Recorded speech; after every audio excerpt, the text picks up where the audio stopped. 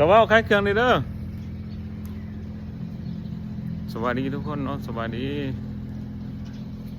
มาเว้าเรื่องประเด็นบักเสียงมันตายแล้วว่าซั่น มันเป็นหยังว่าบักเสียงมันตายแล้วว่าซั่นเจ้าฮู้บ่ว่าบักหนังเรื่องนี้นี่ข่อยเบิ่งแต่ปูนล้นแล้วเนาะล้นเบิ่งแต่ปี2004 2005บ่ได้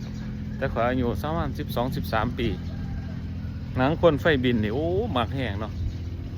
เพราะว่าอยู่ในเรื่องหันมันก็มีทั้งโจรบังไฟเนาะแล้วก็มีทั้งนายห้อยขายกล้วยแล้วก็มีทั้งปอบลำ เบิ่งรู้สึกว่าม่วนแฮงเนาะคำว่าบักเสียงมันตายแล้วก็คือโอ้ล้นเลยเนาะก็สิมีพระเอกก็คือไอเดียวเนาะไอเดียวก็ติดตามช่องเราอยู่ไอเดียวเนาะถึงว่าสิเป็นคนลาวแต่ว่าก็มักหนังไทยแห้งเนาะช่วงนั้นเนาะเพราะว่ามันบ่มีอินเทอร์เน็ตเนาะสมัยก่อนเนาะหนังเรื่องนี้พอว่าเฮาก็ได้เบิ่งในแผ่นซีดีดีวีดีเนาะสมัยก่อนเนาะช่วงปี2000ปลายเนาะ2004 2003 2004 2002 2003หนังองค์บาทเนาะเข้ามาก็ถือว่าเฮาก็ได้เบิ่งหลายอย่างเนาะก็ถือว่าแต่ก็มาต่อหนังเรื่องนี้ก็ถือว่ามันแฮงเนาะแต่ขาดแต่พิเศษเนาะสำหรับหนังเรื่องนี้เนาะก็คือตัวละครเนาะจะเว้าภาษาลาวอีสานเฮาเนาะก็คือคนลาวเฮานั่นก็เว้าฟังกันเข้าใจเลยเนาะแต่ว่าต่างแต่สำเนียงน้อยนึงแต่ว่าก็ถามว่าเข้าใจบ่เข้าใจเบิด 100% เนาะเพราะว่าก็เป็นการสื่อสารเนาะในวัฒนธรรมท้องถิ่น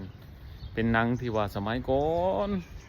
ก็สิมีเรื่องเล่าน่ะเนาะนายห้อยเนาะเอาคุ้ยเนาะเอาแต่ฟังลาวฟัง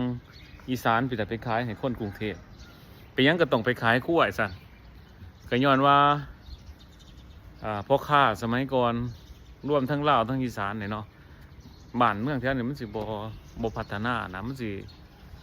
การซื้ออิหยังต่างๆมันก็การส่งออกต่างๆมันก็สิจำกัดเนาะเพราะว่ามันบ่มีทะเลเฮาก็จำเป็นต้องเอาคุ้ยเอาทรัพย์สมบัติในในป่าในประเทศลาวและอีสานในสมัยก่อนเฮาไปมาสะดวกกันเนาะเอาไปขายให้พุ่นละทั้งฝั่งสยามเข้าพุ่นละทางเมืองไทยกรุงเทพ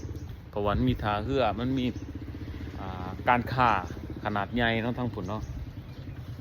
บ้านเฮามันเป็นป่าเป็นโรงไหลแต่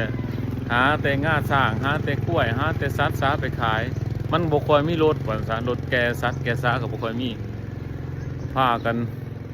เอาสัตว์เอาสาไปขายเนาะสมัยก่อนฆ่าว่าซั่นพ่อค้าเอิ้นว่านายห้อยคันสิว่าสมือก็ว่าพ่อค้าแต่ว่า